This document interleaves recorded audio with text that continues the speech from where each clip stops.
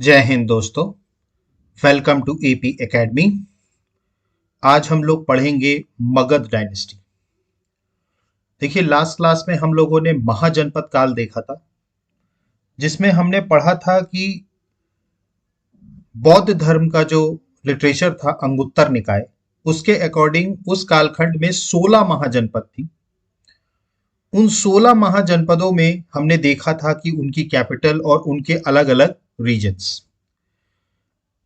उसमें मैंने आपको बताया था कि ये 16 महाजनपद जो थी, ये आपस में एक दूसरे से लड़ाई करती थी, क्योंकि सभी जितने भी राजा हुआ करते थे 16 महाजनपदों के, उनकी इंपेरियलिस्टिक पॉलिसी के कारण, एक्सपांशन की पॉलिसी, अपने राज्य की टेरिटरी को बढ़ाना, इन सारे जितने भी 16 महाजनपद थी, उनमें लगातार आपस में लड़ाई चलती रही। और अल्टीमेटली जो सबसे ज्यादा पावरफुल एमर्ज होकर के जो महाजनपद निकली, वो निकली मगध। अब महाजनपद काल में मगध पर कौन कौन सी डायनेस्टी रूल करती थी, हमें इस क्लास में उसको पढ़ना है। महाजनपद काल में कह रहा हूं, मतलब मैंने आपको कल कालखंड भी बताया था। 600 बीसी से लेकर के और 300 बीसी तक का जो पूरा टाइम पीरियड रहा है, ये महाजनपद काल का टाइम पीरियड रहा। अब इस दरमियान जो मगध, जो कि सबसे पावरफुल महाजनपद थी, इसमें कौन कौन सी डायनेस्टी रूल करती थी, हमें उसके बारे में पढ़ना है। कौन कौन से राजा हुआ करते थे, ठीक, और उनकी किस तरीके की पॉलिसी हुआ करती थी। इस महाजनपद काल के दरमियान कई सारे फॉरेन इन्वेडर्स भी आए थे, जिसमें दो मेन इन्वेडर जो हुआ करते थे, वो एक थे पर्शियन और दूसरे थे ग्रीक। अगर हम पर्शियन की बात करें तो सबसे पहला जो भारत पर आक्रमण, विदेशी आक्रमण जो हुआ था, ठीक, वो सबसे पहला जो आक्रमण हुआ था वो पर्शियन इन्वेजन था, जो डेरियस वन ने आक्रमण किया था। उसके बाद फिर पर्शियन के बाद ग्रीक ने आक्रमण किया, और ग्रीक की तरफ से जो आए थे वो थे अलेक्जेंडर, जिसको हम सिकंदर के नाम से जानते हैं। जिस टाइम पर अलेक्जेंडर ने भारत पर आक्रमण किया था 326 बीसी में, उस टाइम पर जो मगध के राजा हुआ करते थे वो थे नंदा वंश के धनानंद। हम आज की क्लास में मगध में कौन कौन सी रूलिंग डायनेस्टी थी उनको देखेंगे, और नेक्स्ट क्लास में हम लोग देखेंगे कि कौन कौन से फॉरेन इन्वेडर थे जिन्होंने भारत पर आक्रमण किया महाजनपद काल के दरमियान। और उसके बाद फिर हम सीधे जो आएंगे वो आएंगे मौर्य डायनेस्टी। तो मगध की अगर हम बात करें, ठीक, तो अराउंड इनका जो, इसमें जो डायनेस्टीज रूल करती थी, ठीक, वो बेसिकली अगर हम बात करें तो 3 डायनेस्टीज को हमने पढ़ना है, जो महाजनपद काल के दरमियान जो थी वो मगध पर रूल करती थी। इसमें अगर हम बात करें, सबसे पहली अगर हम डायनेस्टी की बात करें तो वो डायनेस्टीज जिन्होंने मगध पर रूल किया, तो सबसे पहली जो डायनेस्टी आती है वो है हरियणका डायनेस्टी। हरियणका डायनेस्टी, ठीक। इस डायनेस्टी के जो फाउंडर थे वो थे बिंबिसार, ठीक। तो बिंबिसार थे इस डायनेस्टी के फाउंडर, और सबसे पहली जो डायनेस्टी थी जिन्होंने मगध पर रूल किया ड्यूरिंग महाजनपद पीरियड, वो थी हरियणका डायनेस्टी, ठीक। इसके बाद जो डायनेस्टी इसके बाद आती है, ठीक है, वो आती है शिशुनाग डायनेस्टी। देखिए, ये मैं अभी आपको बता रहा हूं कौन कौन सी डायनेस्टी ने रूल किया है। तो इसके बाद जो डायनेस्टी आती है वो है शिशुनाग डायनेस्टी, और इसके जो फाउंडर थे वो थे शिशुनाग। क्लियर? तो इसके जो फाउंडर थे वो थे शिशुनाग। तो दूसरी जो डायनेस्टी थी मगध पर जिसने रूल किया वो थी शिशुनाग डायनेस्टी, और उसके जो फाउंडर थे वो थे शिशुनाग, ठीक। उसके बाद फिर ये शिशुनाग डायनेस्टी को ओवरथ्रो करके जो तीसरी डायनेस्टी आई थी, जो मगध मगध की आखिरी डायनेस्टी थी महाजनपद काल के दरमियान, वो थी नंदा डायनेस्टी। और इसके जो फाउंडर थे वो थे महापद्मानंद। ठीक। इसके जो फाउंडर थे वो थे महापद्मानंद, और ये मगध की लास्ट डायनेस्टी थी ड्यूरिंग महाजनपद पीरियड। इसके बाद फिर नंद डायनेस्टी के आखिरी राजा जो थे धनानंद, उनको चंद्रगुप्त मौर्य ने पराजित किया, और उसके बाद से मौर्य वंश की स्थापना हुई, मतलब मौर्य डायनेस्टी की स्थापना हुई नंद डायनेस्टी को खत्म करने के बाद। ठीक। तो हमें जो इस लेक्चर में पढ़ना है वो इन्हीं तीन डायनेस्टीज के बारे में पढ़ना है। सबसे पहली थी हरियणका डायनेस्टी। ठीक। अगर हम बात करें तो हरियणका डायनेस्टी का जो टाइम पीरियड था, ये टाइम पीरियड याद रखने की आपको जरूरत नहीं है, आप सिर्फ इसको नोट कर सकते हैं। हरियणका डायनेस्टी का जो टाइम पीरियड था वो अराउंड 544 बीसी से 412 बीसी तक था। ठीक। और इसके फाउंडर कौन थे? बिंबिसार। इसके बाद अगर हम बात करें जो दूसरी डायनेस्टी थी वो थी शिशुनाग डायनेस्टी। तो शिशुनाग डायनेस्टी जिसके फाउंडर शिशुनाग थे, इनका टाइम पीरियड था 412 बीसी से लेके 344 बीसी तक। ठीक। और जो तीसरी डायनेस्टी थी, जो मगध की आखिरी डायनेस्टी थी ड्यूरिंग महाजनपद पीरियड, वो थी नंदा डायनेस्टी। और ये नंदा डायनेस्टी का जो रूल था वो था 344 बीसी से लेके 323 बीसी तक। और इस नंदा डायनेस्टी के जो फाउंडर थे वो थे महापद्मानंद। ठीक। तो हमें इस लेक्चर में मगध की इन तीनों डायनेस्टीज के बारे में एक एक करके पढ़ना है। सबसे पहले हम शुरुआत करेंगे हरियणका डायनेस्टी से। तो सबसे पहले जो डायनेस्टी आई जिसने रूल किया वो थी हरियणका डायनेस्टी। ठीक। इसकी 544 बीसी से लेके इसका टाइम ड्यूरेशन रहा 412 बीसी तक। ठीक। इसमें बेसिकली हमें तीन राजाओं के बारे में पढ़ना है जो शुरुआत के तीन राजा रहे हैं। ठीक। जिसमें सबसे पहले इसके फाउंडर जो रहे हैं वो रहे हैं बिंबिसार। ठीक। तो इसके जो फाउंडर रहे वो रहे बिंबिसार। ठीक है। और इसकी हरियणका डायनेस्टी की अगर हम बात करें तो इनकी दो राजधानियां थी। अगर हम बात करें तो इनकी दो राजधानियां थी।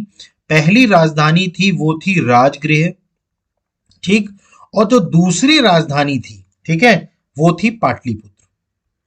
तो इसकी दो राजधानी हुआ करती थी, एक थी राजगृह और दूसरी थी पाटलिपुत्र। ठीक। तो हरियणका डायनेस्टी के फाउंडर कौन थे? बिंबिसार। और इनकी जो कैपिटल थी वो थी राजगृह और पाटलिपुत्र। ठीक। इसके अलावा इस डायनेस्टी का एक और नाम भी हुआ करता था। ठीक। जो नाम आपको याद रखना है ये था पितृ हंता डायनेस्टी। इसको पितृहंता डायनेस्टी के नाम से भी जाना जाता था। ठीक। इसको पितृहंता डायनेस्टी के नाम से भी जाना जाता था। अब हरियणका डायनेस्टी को पितृहंता डायनेस्टी के नाम से क्यों जाना जाता था? क्योंकि इसमें जो भी सक्सेसर राजा बन रहे थे वो अपने पिता की हत्या करके बन रहे थे। जैसे अगर हम बात करें तो जो इसके फाउंडिंग मेंबर थे, फाउंडर थे बिंबिसार। ठीक। तो बिंबिसार का जो पुत्र था अजात शत्रु। ठीक। बिंबिसार का जो पुत्र था अजात शत्रु। ठीक। अजात शत्रु जो सिंहासन पर बैठा था तो उन्होंने बिंबिसार को मार के बैठा था। मतलब उन्होंने अजात शत्रु ने अपने पिता की हत्या की थी और उसके बाद वो गद्दी पर बैठा था। ठीक। सिमिलरली अजात शत्रु का जो बेटा था वो था उदयीन। अजात शत्रु का जो बेटा था वो क्या था? उदयीन।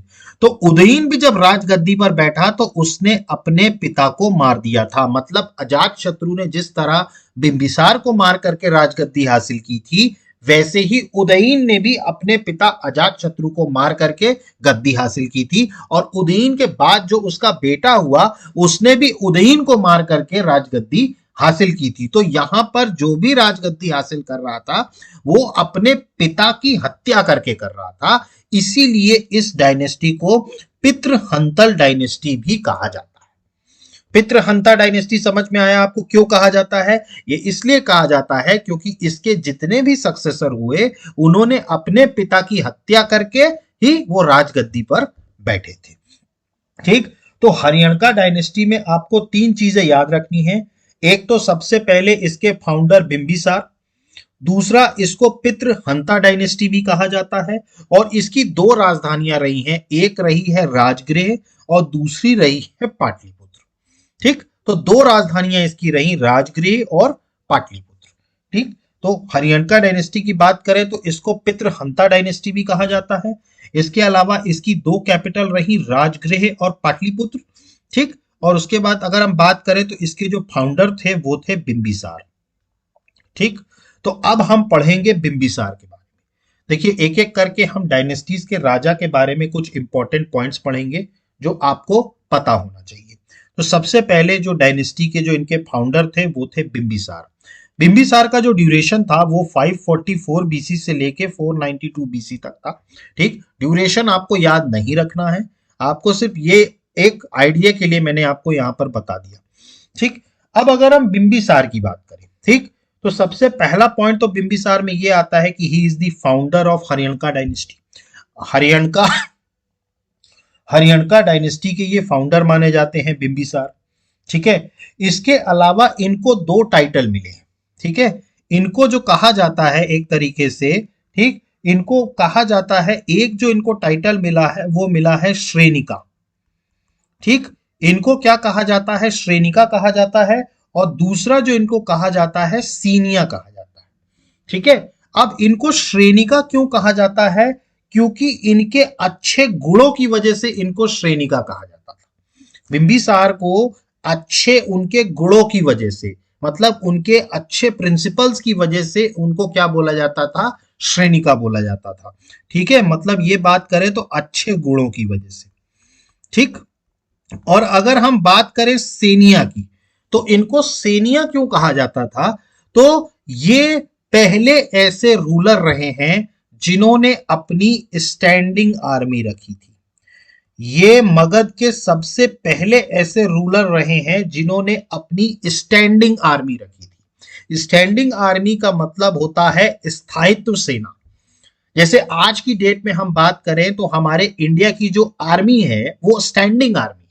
स्टैंडिंग आर्मी का मतलब होता है सिर्फ युद्ध के समय आर्मी इकट्ठा ना करना, पूरे समय के लिए आर्मी का रहना। जैसे आज की डेट में हमारी इंडियन आर्मी जो है वो युद्ध हो या ना हो, हमारी इंडियन आर्मी एग्जिस्ट करती है। ठीक, तो इसी को बोला जाता है स्टैंडिंग आर्मी। तो इनको ये पहले ऐसे राजा रहे हैं जिन्होंने स्टैंडिंग आर्मी रखी थी, इसीलिए इनको सेनैया कहा जाता है। इसीलिए इनको क्या बोला जाता है, सेनैया कहा जाता है। ठीक, तो सेनैया कहा जाता है। ठीक, अब इसके बाद अगर हम बात करें तो इन्होंने एक पॉलिसी अपनाई थी बिंबिसार के बारे में कहें तो ये पॉलिसी जो है ये काफी इंपॉर्टेंट है। ठीक है, इन्होंने त्रिसूतिया पॉलिसी अपनाई थी। अब हमें यह समझना होगा कि ये त्रिसूतिया पॉलिसी क्या है। त्रिसूत्रिया, आई एम सॉरी, त्रिसूत्रिया त्रिसूत्रिया पॉलिसी जो थी, ठीक, त्रिसूत्रिया पॉलिसी, ठीक, ये पॉलिसी बिंबिसार ने अपनाई थी। देखिए जब बिंबिसार सिंहासन पर बैठा, ठीक, तो उस टाइम पर उसके इर्द गिर्द जो मैंने आपको बताया था कई सारे महाजनपद थे। ठीक, और सभी राजाओं की अपनी एक एक्सपांशन पॉलिसी थी। तो शुरुआती समय में इसको काफी ज्यादा तकलीफ हुई, लेकिन धीरे धीरे इसने क्या किया, एक पॉलिसी अपनाई जिसके तहत इसने त्रिसूत्रीय पॉलिसी अपनाई। ठीक, अब ये त्रिसूत्रीय पॉलिसी की अगर हम बात करें, ठीक, तो इसमें सबसे पहला तो था मैट्रिमोनियल अलायंस। मैट्रिमोनियल अलायंस, देखिए इन्होंने क्या किया, इन्होंने जो है रिश्ते बनाने शुरू किए, मतलब शादी ब्याह का जो है एक रिश्ता बनाना शुरू किया। मतलब कि मैट्रिमोनियल अलायंस जो थी इनकी पॉलिसी थी कि भाई शादी करके उनको अपना मैट्रिमोनियल अलायंस बना लेना। ठीक, तो पहले के राजा महाराजाओं में यह स्ट्रेटेजी हुआ करती थी कि जो समझते थे वो कि काफी ज्यादा पावरफुल हैं या उनको युद्ध में नहीं हराया जा सकता, तो उनके यहाँ रिश्ते बना करके या शादी करके उनसे मैट्रिमोनियल अलायंस किया जा सके। तो पहला इसमें जो त्रिसूत्रीय पॉलिसी में जो सबसे पहला था वो था मैट्रिमोनियल अलायंस। इसमें अगर हम बात करें एग्जाम्पल के तौर पर, तो इन्होंने जो मैट्रिमोनियल अलायंस किया था वो किया था कोसला से। देखिए मैंने आपको बताया था 16 महाजनपद में एक महाजनपद का नाम आपको बताया था कोसला। ठीक, आपको याद होगा मैंने आपको बताया था कोसला, ठीक है। कोसला क्या था, जो अपनी फैजाबाद डिस्ट्रिक्ट अयोध्या की थी, ठीक है। तो वो कोसला, तो कोसला के उस टाइम पर एक राजा हुआ करते थे प्रसन्नजीत। कोसला के एक राजा हुआ करते थे प्रसन्नजीत, इनकी बहन थी एक, ठीक है। अगर हम बात करें तो प्रसन्नजीत की एक बहन थी, ठीक है, जिनका नाम था महाकौशला। इनका नाम था महाकौशला, या इनको कौशला देवी भी कहते थे, कौशला देवी या महाकौशला, ठीक। उनसे इन्होंने विवाह किया, मतलब बिंबिसार ने क्या किया, उनसे विवाह किया।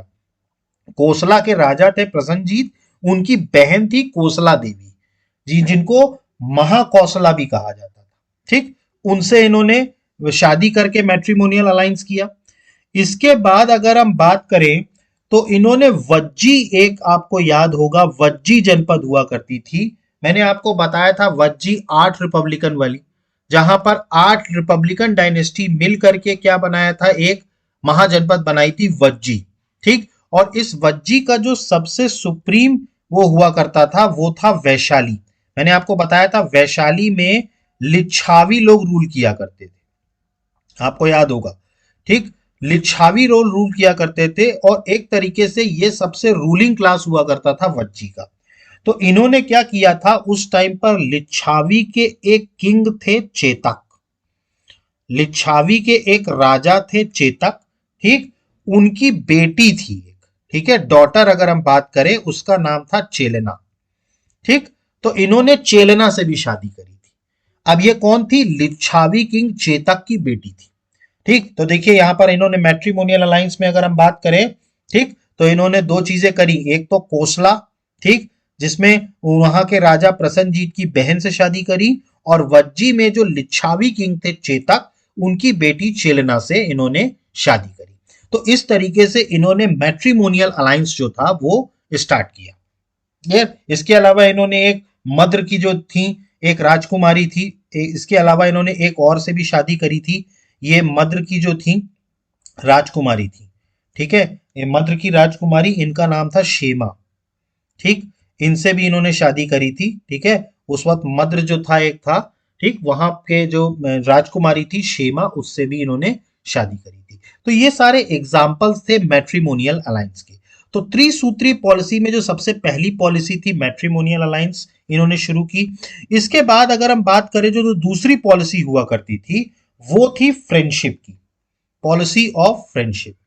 देखिए इन्होंने कुछ दोस्त भी बनाए, ठीक। फ्रेंडशिप की पॉलिसी इनकी थी, मतलब दोस्ती करना। देखिए क्या होता है, कई बार जब आप समझ जाते हैं कि भाई सामने वाला भी आपसे ज्यादा पावरफुल है या आपके बराबर पावरफुल है, तो आप क्या करते हैं, फिर उससे मित्रता करने का प्रयास करते हैं।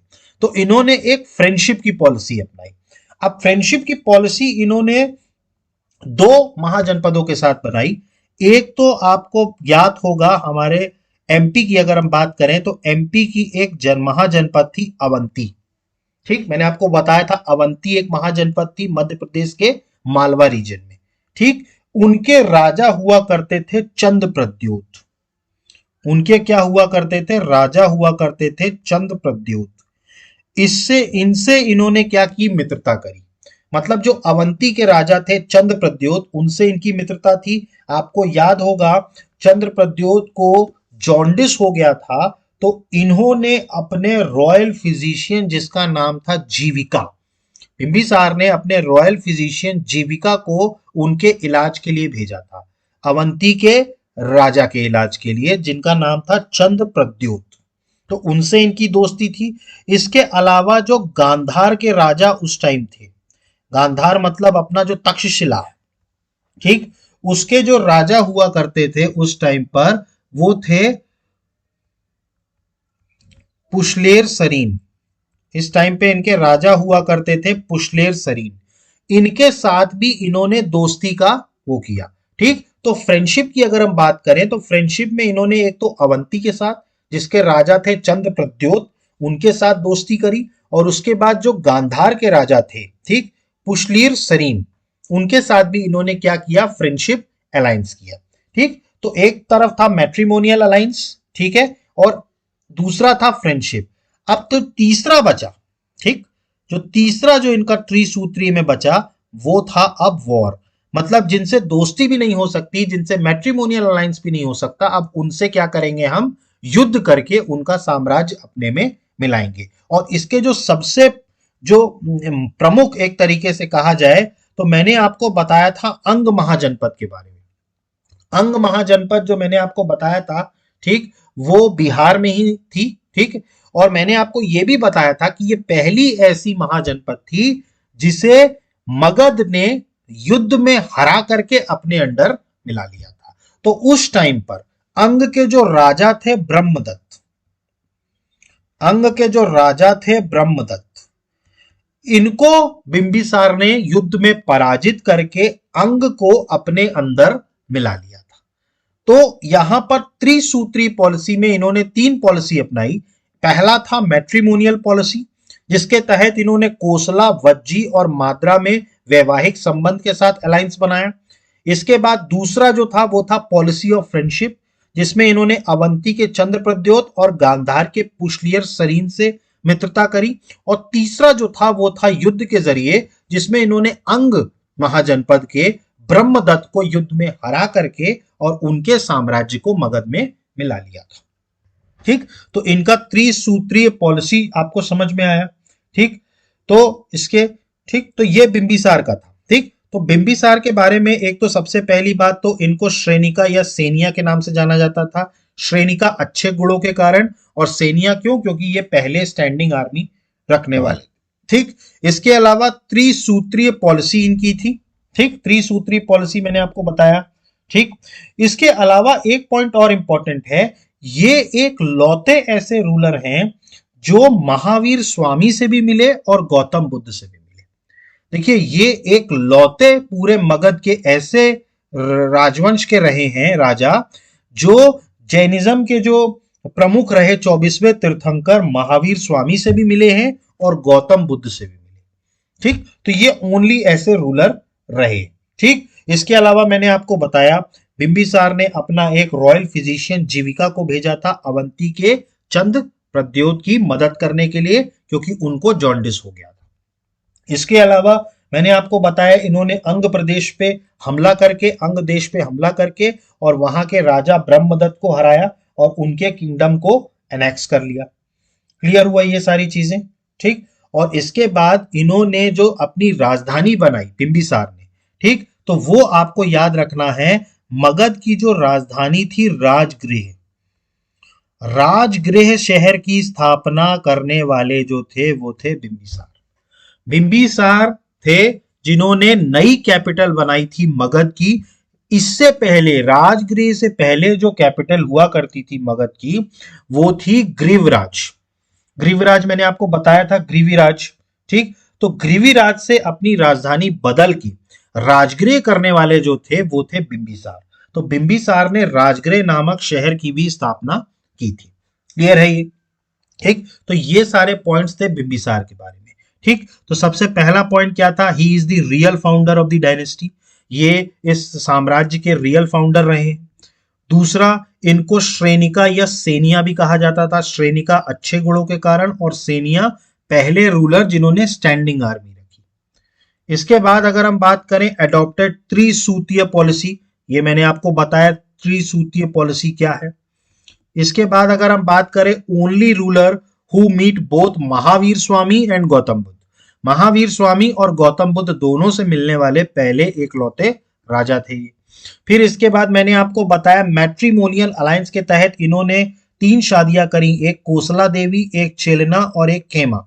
ये मैंने आपको बताया था, खेमा जो थी वो मद्र की थी, चेलना जो थी वो वज्जी के लिच्छावी किंग चेतक की पुत्री थी, और कोसला देवी प्रसन्नजीत की क्या थी, बहन थी। इसके बाद बात करें तो इन्होंने अंग प्रदेश को जो है वो युद्ध करके और एनेक्स किया ब्रह्मदत्त को हरा करके, जो ब्रह्मदत्त उस टाइम पर अंग देश के राजा थे। इसके बाद इन्होंने एक रॉयल फिजिशियन जीविका को भेजा, ताकि चंद्र प्रद्योत जो अवंती के रूलर थे उनको जॉन्डिस हो गया था और उनको क्योर करने के लिए। इसके बाद बात करें तो इन्होंने एक नई राजधानी बनाई, राजगृह सिटी, जो मैंने आपको बताया था कि नया शहर बनाया इन्होंने, राजगृह। ठीक, और इसी को क्या करी, अपनी राजधानी बनाई। इसके बाद अगर लास्ट पॉइंट की बात करें तो मैंने आपको बताया था इनका जो पुत्र था अजातशत्रु, उन्होंने इनको बंधक बनाया, बंधक बना करके इनकी हत्या करी, और उसके बाद जो गद्दी पर बैठा वो इनका पुत्र कौन बैठा, अजात शत्रु। ठीक, तो ये था बिंबिसार के बारे में कुछ इंपॉर्टेंट पॉइंट्स, आप नोट कर लीजिएगा इन सारे पॉइंट्स को, ये सारे पॉइंट्स बहुत इंपॉर्टेंट है। तो अब बिंबिसार का काम खत्म हुआ। अब बिंबिसार के बाद जो इनका बेटा आता है वो है अजात शत्रु। ठीक, अजात शत्रु का जो ड्यूरेशन था वो था 492 बीसी से लेके अराउंड 460 बीसी तक। मैं बार बार इस बात को कह रहा हूं, आपको ड्यूरेशन याद रखने की जरूरत नहीं है। ठीक, अजात शत्रु के बारे में अगर हम बात करें तो इसकी पॉलिसी बहुत ज्यादा एग्रेसिव थी। ठीक, मतलब इसकी जो पॉलिसी थी वो बहुत ज्यादा एग्रेसिव पॉलिसी थी। मतलब इसकी एक्सपांशन की जो नीति थी वो मतलब बहुत एग्रेसिव थी। ठीक, मतलब इन कंपैरिजन टू अपने पिता के, ये फ्रेंडशिप या मैट्रिमोनियल अलायंस में बहुत ज्यादा यकीन नहीं रखता था। ये सीधे सीधे युद्ध पे यकीन रखता था। इवन इसने जो बात करें कि जो कोसला जिसे हम बात करें तो एक तरीके से अजात शत्रु का ननिहाल, कोसला के जो प्रसन्नजीत थे, ठीक है, मतलब उनकी बहन से ही बिंबिसार ने शादी की थी, मतलब अजात शत्रु के मामा लगे। ठीक है, रिश्ते में कौन लगे, मामा। इन्होंने अपने मामा प्रसन्नजीत तक को नहीं छोड़ा, उन पर भी अटैक किया और कोसला को पूरी तरीके से तबाह किया अजात शत्रु ने। तो इनकी पॉलिसी जो रही वो बहुत एग्रेसिव पॉलिसी थी। इसके अलावा इन्होंने पूरे वज्जी साम्राज्य को खत्म किया, 16 साल लगे इनको, 16 साल लगे पूरे वज्जी के कन्फेडरेशन को खत्म करने में। ठीक, अब इसमें इन्होंने कई सारे वॉर वेपन्स भी यूज किए जो मैं आपको बताऊंगा। ठीक, तो अजात शत्रु की अगर हम बात करें तो अजात शत्रु की जो पॉलिसी हुआ करती थी वो बहुत ज्यादा एग्रेसिव पॉलिसी थी। इवन इन्होंने अपने मामा तक को नहीं छोड़ा। ठीक, इनके मामा लगते थे प्रसन्नजीत, उनके साथ मैट्रिमोनियल अलायंस था मगध का, लेकिन इन्होंने उसको भी तोड़ करके उसको पूरी तरीके से तहस नहस कर दिया। तो अजात शत्रु की बात करें तो इन्होंने बहुत एग्रेसिव पॉलिसी अपनाई थी टू एक्सटेंड हिज टेरिटरी। ठीक, मतलब अपने साम्राज्य विस्तार के लिए इन्होंने बहुत एग्रेसिव पॉलिसी अपनाई।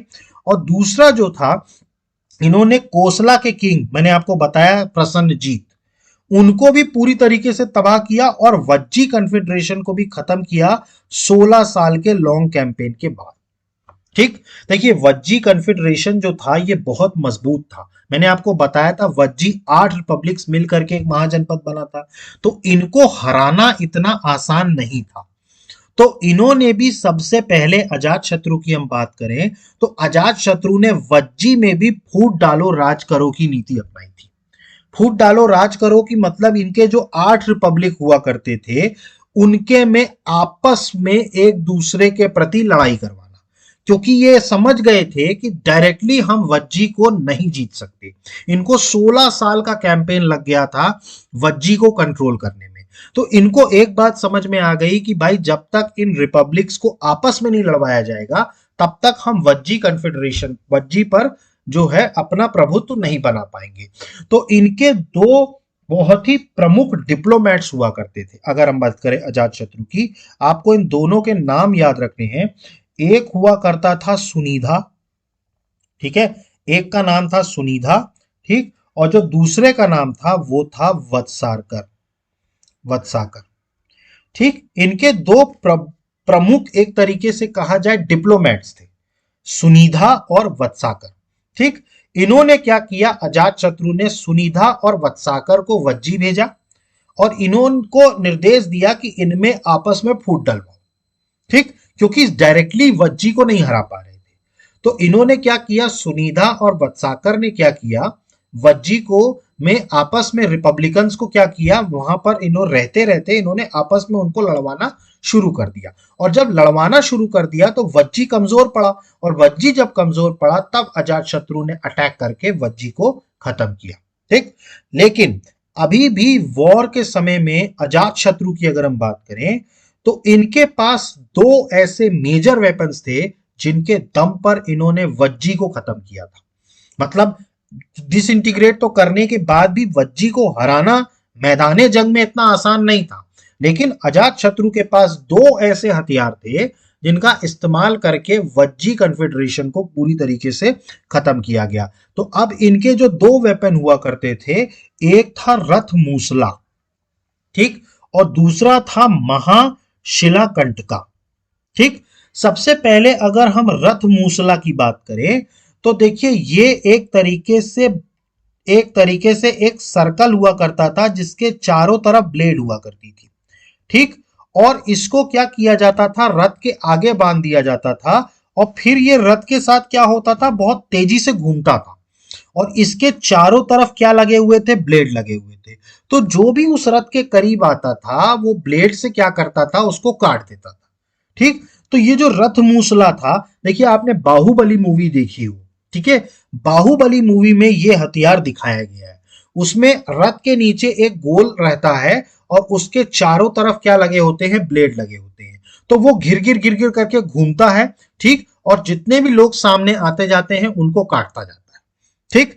इसके अलावा इनके पास एक महाशिलाकंटका नाम का भी एक हथियार था जिसके जरिए बड़े बड़े पत्थर फेंके जाते थे। मतलब ये जो वॉर वेपन था, ये क्या करता था, बिग स्टोन मतलब बड़े बड़े जो पत्थर होते थे उनको फेंकता था। आपने देखा होगा बाहुबली पिक्चर में भी ये महाशिलाकंटका भी एक मिला है जिसमें रोल करके बड़े बड़े पत्थर जो हैं वो शत्रु सेना पर फेंके जाते थे। तो रथ मूसला और महाशिलाकंटका ये दो बहुत इंपॉर्टेंट वेपन्स थे जिसके दम पर अजात शत्रु ने वज्जी कन्फेडरेशन को खत्म किया था। और इनके जो दो डिप्लोमेट्स थे, एक का नाम था सुनिधा और दूसरे का था वत्साकर। इन्होंने वज्जी रिपब्लिकन्स में फूट डालने का काम किया था। ठीक। इसके अलावा अजात शत्रु ने राजगृह पे एक फोर्ट भी बिल्ड किया था। ठीक है, मतलब एक किला बनवाया था राजगृह में और एक जो के वॉच फोर्ट बनवाया था जिसका नाम था जाल दुर्गा। ठीक। तो इन्होंने दो चीजें बनवाई थी, एक राजगृह में किला बनवाया था और एक वॉच फोर्ट बनवाया था, मतलब जहां से बाहर की उस पर नजर रखी जा सके, जिसका नाम था जाल दुर्ग। ठीक। इसके अलावा एक और बहुत इंपॉर्टेंट पॉइंट है, मैंने आपको बुद्धिज्म में बुद्धिस्ट काउंसिल बताई थी। ठीक। तो जो पहली बुद्धिस्ट काउंसिल थी, आपको याद होगा, पहली बुद्धिस्ट काउंसिल जो अराउंड कितने बीसी में, 483 बीसी में हुई थी। ठीक है, और ये भी ठीक है। तो इसके कन्वेनर कौन थे, अजात शत्रु। मैंने आपको बताया था उस टाइम पर राजा कौन थे, अजात शत्रु। तो पहली बुद्धिस्ट काउंसिल भी इनके समय पर हुई थी। ठीक। तो ये सारे पॉइंट्स हैं अजात शत्रु से रिलेटेड। इनकी काफी एग्रेसिव पॉलिसी हुआ करती थी। कोसला वज्जी कन्फेडरेशन को इन्होंने खत्म किया था। इनके पास दो इंपॉर्टेंट हथियार थे, रथु मूसला और महाशिलाकंटका। इसके अलावा इन्होंने फर्स्ट बुद्धिस्ट काउंसिल का भी कन्वेन किया था। यार तो सॉरी, ये था अजात शत्रु के बारे में। अब वैसा ही होता है अजात शत्रु का बेटा उदयीन। ठीक। वो क्या करता है, अपने पिता की वैसे ही हत्या करेगा जैसे इन्होंने अपने पिता की करी थी। ठीक। तो इसके बाद अजात शत्रु के बाद जो व्यक्ति गद्दी पर बैठता है वो है उदयीन। उदयीन का जो कार्यकाल था वो था 460 बीसी से लेके 440 बीसी तक। मैंने आपको पहले भी बोला है सॉरी, ये कार्यकाल आपको याद रखने की जरूरत नहीं है। तो इसका जो कार्यकाल था वो 460 बीसी से लेके 440 बीसी तक था। ठीक। और आपको इसमें उदयीन में एक और पॉइंट आपको याद रखना है, ये जैन फॉलोअर था। मतलब इसके पिताजी और दादाजी की अगर हम बात करें, बिंबिसार और जो अजात शत्रु है ये बुद्धिस्ट फॉलोअर थे, लेकिन जो उदयीन था ये कौन था, जैन फॉलोअर था। ठीक। ये एक तरीके से सन बेटा था अजात शत्रु का, जिन्होंने अजात शत्रु की ही हत्या करके और जो है अपना सिंहासन ग्रहण किया था। और सबसे इंपॉर्टेंट पॉइंट जो इसमें इनके उदयीन के केस में है कि इसने जो एक अपनी नई राजधानी बनाई थी पाटलिपुत्र। तो आपको याद रखना है, मगध की सबसे पहले पाटलिपुत्र राजधानी किसने बनाई थी, उदयीन ने। ठीक।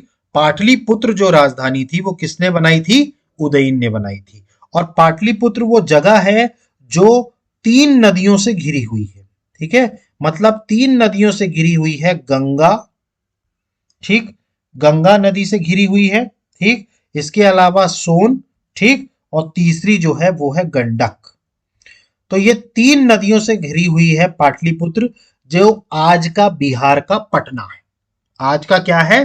पटना, ठीक। तो उदयीन की स्थापना करने, उदयीन जो थे इन्होंने पाटलिपुत्र की स्थापना करी। पाटलिपुत्र जो आज का पटना है, और ये तीन नदियों से घिरा हुआ था, गंगा, सोन और गंडक से, ठीक। ठीक। तो उदयीन के बारे में अगर हम बात करें तो ये सन और सक्सेसर रहे अजातशत्रु के। और सबसे इंपॉर्टेंट पॉइंट, इन्होंने अपनी एक नई राजधानी बनाई, पाटलिपुत्र, ठीक। इन्होंने अपनी नई राजधानी क्या बनाई? पाटलिपुत्र। इसके अलावा अगर हम बात करें तो जब ये राजा नहीं थे, मतलब अपने पिता के टाइम पे, ये वॉइसरॉय हुआ करते थे चंपा के।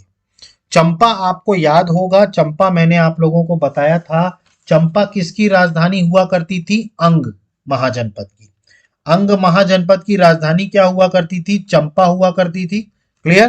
तो चंपा के ये क्या हुआ करते थे उस टाइम पर? वॉइसरॉय हुआ करते थे। मतलब एक तरीके से चंपा नगरी को ये चला रहे थे, ठीक। इनके फादर के कैंपेन के टाइम, ठीक। तो earlierly he was serving as the viceroy of Champa. Champa किसकी राजधानी थी? अंग की। इसके बाद अगर हम बात करें तो इस डायनेस्टी के जो सबसे लास्ट रूलर थे, देखिए हमने तीन रूलर्स पढ़े शुरू के, बिंबिसार, अजातशत्रु और उदयीन। अब इसके बाद जो बीच के कोई रूलर्स का कोई ऐसा मतलब है नहीं। तो जो सबसे लास्ट रूलर अब इस डायनेस्टी के थे वो थे नागदशक। आपको नाम याद रखना है, सबसे पहले रूलर और सबसे आखिरी रूलर का नाम आपको याद रखना है। हर डायनेस्टी, अब हम जितनी भी डायनेस्टीज पढ़ेंगे सब में आपको फर्स्ट रूलर और लास्ट रूलर का नाम मोस्ट इंपॉर्टेंटली याद रखना जरूरी है। तो जो इसके लास्ट रूलर थे हरियनका डायनेस्टी के, वो थे नागदशक, ठीक। तो ये जो लास्ट रूलर थे नागदशक, इनके एक मंत्री हुआ करते थे, इनके एक मिनिस्टर हुआ करते थे शिशुनाग, ठीक।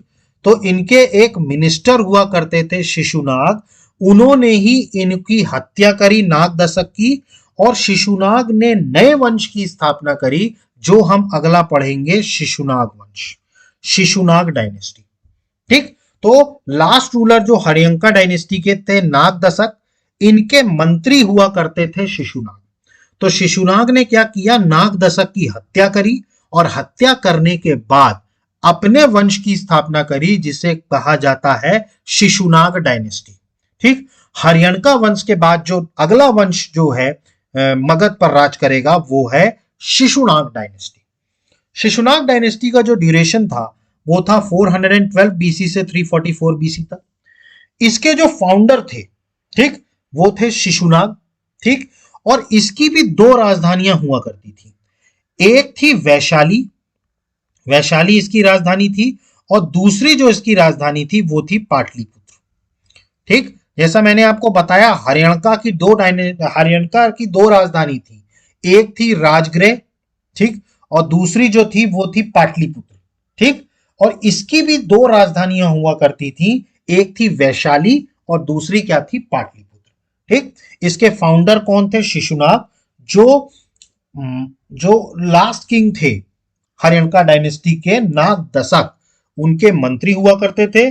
तो उन्होंने अपने राजा की हत्या करी, और हत्या करने के बाद अपने वंश की स्थापना करी, जिसे कहा जाता है शिशुनाग वंश, ठीक। और शिशुनाग वंश की इनिशियल लेवल पर जो कैपिटल थी वो थी वैशाली, ठीक। तो एक तरीके से कहा जाए, शिशुनाग की दो कैपिटल रही, एक वैशाली और दूसरा पाटलिपुत्र। दूसरा पॉइंट अगर बात करें तो इसके जो फाउंडर रहे वो रहे शिशुनाग, ठीक। और शिशुनाग जो रहे हैं, इनके बारे में अगर कहा जाए तो इन्होंने जो प्रद्योत डायनेस्टी हुआ करती थी अवंती, उनको पूरी तरीके से डिस्ट्रॉय करने का काम शिशुनाग ने किया था।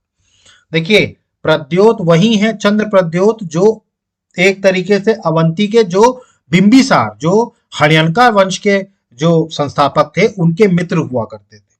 तो शिशुनाग वंश ने क्या किया था? शिशुनाग ने प्रद्योत डायनेस्टी अवंती को पूरी तरीके से डिस्ट्रॉय किया, और इन्हीं के कार्यकाल में अवंती जो था वो मगध का पार्ट बन गया, ठीक। तो आपको याद रखना है, अवंती जो है वो मगध के अंडर में कब आया? शिशुनाग के उस पे, ठीक है, शिशुनाग ने पूरी तरीके से उसको डिस्ट्रॉय किया और जो मगध के अंदर अवंती को जो था वो मिला लिया।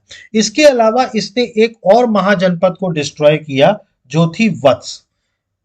ठीक, मैंने आपको बताया था इलाहाबाद और मिर्जापुर डिस्ट्रिक्ट में जिसकी कैपिटल कौशाम्बी थी। उस डायनेस्ट महाजनपद को भी खत्म करने वाले कौन थे? शिशुनाग। मैंने आपको बताया ना, मगध ने एक एक करके सभी महाजनपदों को खत्म कर दिया था। सॉरी, मगध ने एक एक करके सभी महाजनपदों को क्या कर दिया था? खत्म कर दिया था। तो पहले इसने अवंती को खत्म किया, उसके बाद इसने वत्स को खत्म किया जो उस टाइम पर इलाहाबाद रीजन में थी और इसकी कैपिटल क्या थी? कौशाम्बी। ठीक, ठीक है, तो इसने वत्स को भी खत्म किया और अवंती को भी खत्म किया। ठीक, अब इसके बाद जो इस वंश का राजा आता है, शिशुनाग का बेटा, जिसका नाम था कालाशोक। ठीक है, कालाशोक या इसको काकावर्णा भी कहा जाता है। अब देखिए, इसको कालाशोक या काकवर्णा क्यों कहा जाता है? क्योंकि इसका जो कलर था, ठीक है, वो कौवे की तरह काला था। मतलब ये जो राजा था ये काफी काला था। ठीक है, इसका मतलब फेस जो था वो काफी ज्यादा काला था, इसीलिए इसका नाम काल अशोक या काकवर्णा पड़ा, मतलब कौवे जैसा काला। ठीक, और ये शिशुनाग का बेटा था और इसने अपनी कैपिटल वैशाली से बदल के कहां कर दी थी? पाटलिपुत्र में। इसने अपनी कैपिटल को शिफ्ट किया था। इसने अपनी कैपिटल को कब शिफ्ट किया था? वैशाली से कहां शिफ्ट किया था? पाटलिपुत्र में। और इसी के समय में सेकेंड बुद्धिस्ट काउंसिल हुई थी। मैंने आपको बताया था अजात शत्रु के टाइम पर सबसे पहली बुद्धिस्ट काउंसिल हुई 483 बीसी में, और इसके टाइम पर सेकेंड बुद्धिस्ट काउंसिल हुई थी कन्वेड, और ये आपको पता है 383 बीसी में हुई थी। मैंने आपको सारी चीजें बताई हैं। ठीक, और ये कहां पे हुई थी? तो वैशाली में हुई थी। जब मैं आपको बुद्धिज्म पढ़ा रहा था तो मैंने आपको सारे काउंसिल्स बताए थे। तो जो सेकेंड बुद्धिस्ट काउंसिल हुई वो हुई कालाशोक के टाइम पे, और ये कौन था? शिशुनाग वंश का राजा था और शिशुनाग का बेटा था। क्लियर? इसके बाद अगर हम बात करें तो इस वंश का जो आखिरी रूलर था वो आपको याद रखना है, जिसका नाम था नंदीवर्धन। ठीक है, या महानंदिन भी इनको कहते हैं। क्या बोलते हैं इनको? महानंदिन। तो नंदीवर्धन जो है ये शिशुनाग वंश का आखिरी रूलर था। ठीक, देखिए शिशुनाग वंश का फाउंडर कौन था? शिशुनाग, और जो लास्ट रूलर था वो था नंदीवर्धन, जिसको महानंदिन भी कहते हैं। ठीक, तो इसी टाइम पर नंदीवर्धन के टाइम पर इसको ओवरथ्रो करने वाले थे महापद्मानंद। ठीक, तो महापद्मानंद जो थे वो इसको ओवरथ्रो करने वाले थे, और इसी महापद्मानंद ने आगे चल के नंद वंश की स्थापना करी, नंदा डायनेस्टी। ठीक, तो महापद्मानंद ने क्या किया? लास्ट जो शिशुनाग रूलर थे नंदीवर्धन, जिनका नाम था महानंदिन, उनको खत्म किया और उनकी जगह पर एक नए वंश की स्थापना करी जो थी नंद डायनेस्टी। ठीक, नंद डायनेस्टी, और इसके फाउंडर कौन थे? महापद्मानंद। तो जो अगली डायनेस्टी आई मगध में रूल करने के लिए वो थी नंद डायनेस्टी। आपको याद रखना है नंद डायनेस्टी के ही थे धनानंद, आखिरी रूलर, जिनके टाइम पर अलेक्जेंडर ने भारत पर आक्रमण किया था, और नंदा डायनेस्टी के ही आखिरी रूलर धनानंद को चंद्रगुप्त मौर्य ने हरा करके मौर्य वंश की स्थापना करी थी।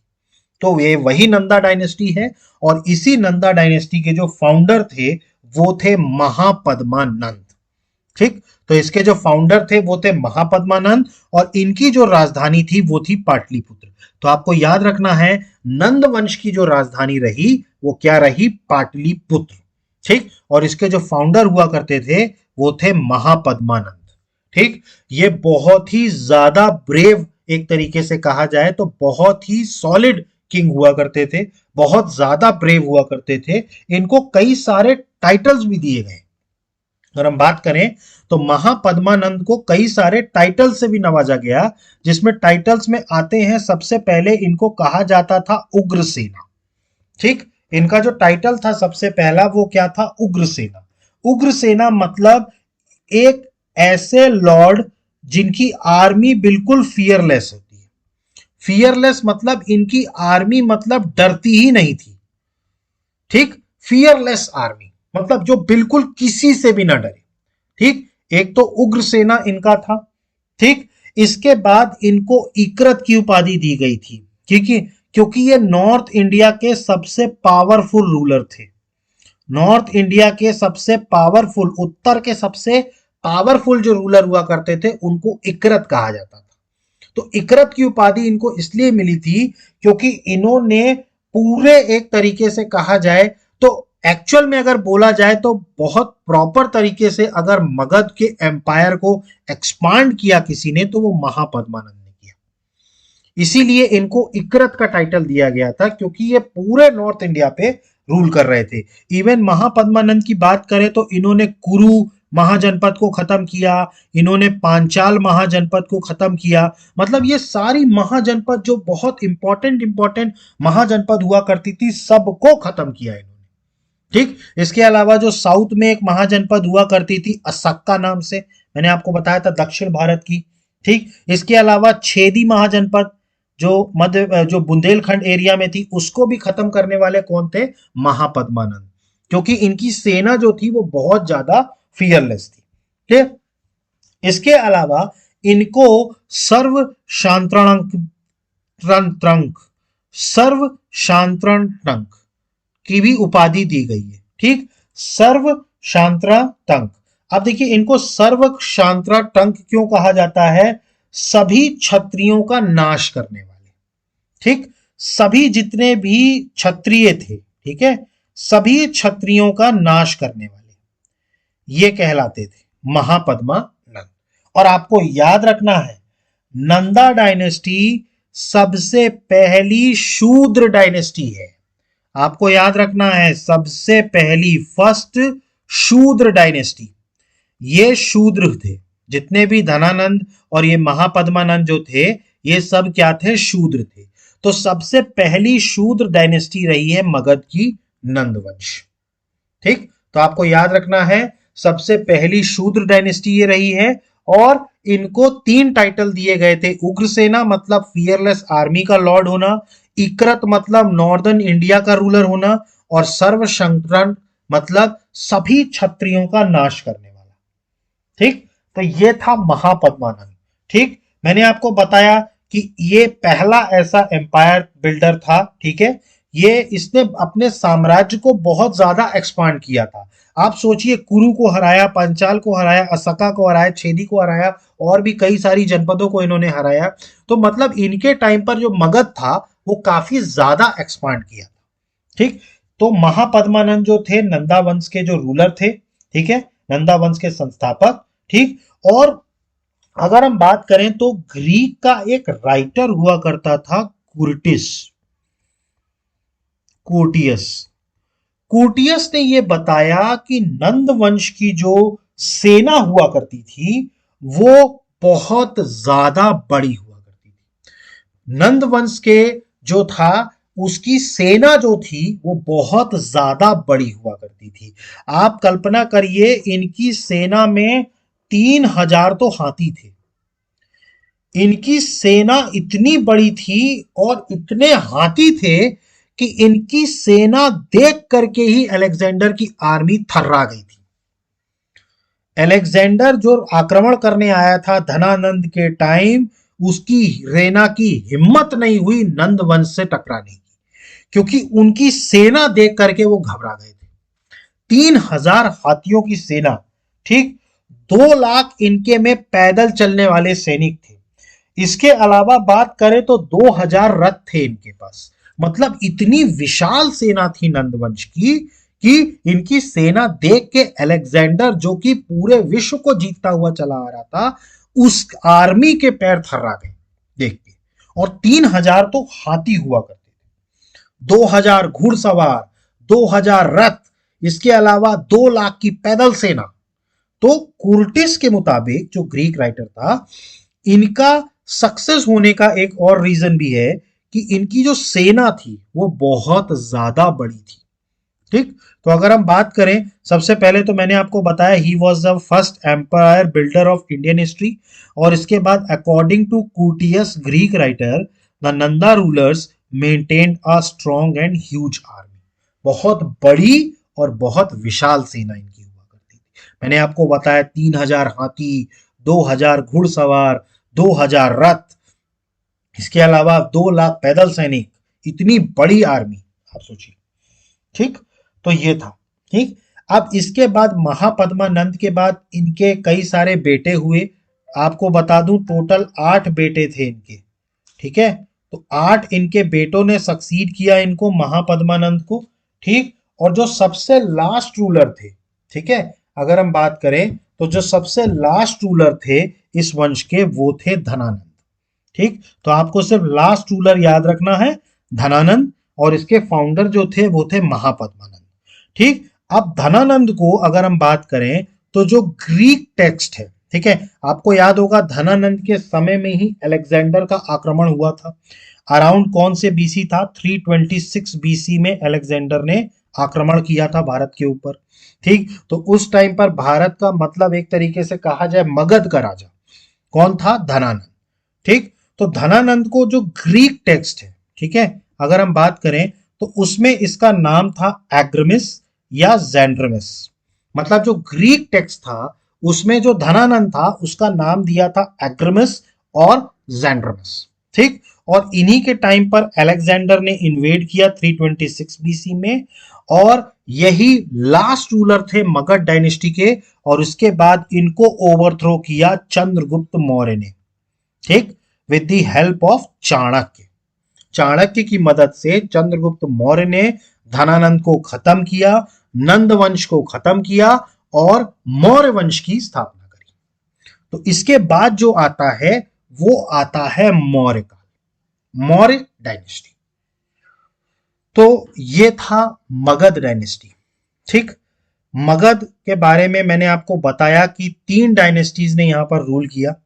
हरियणका डायनेस्टी, इसके बाद शिशुनाग डायनेस्टी, और इसके बाद फिर नंद वंश। और नंद वंश के जो आखिरी राजा थे धनानंद, उनको चंद्रगुप्त मौर्य ने खत्म किया, और ये जो है मौर्य वंश की जो है वो स्थापना करी, मौर्य वंश की स्थापना करी।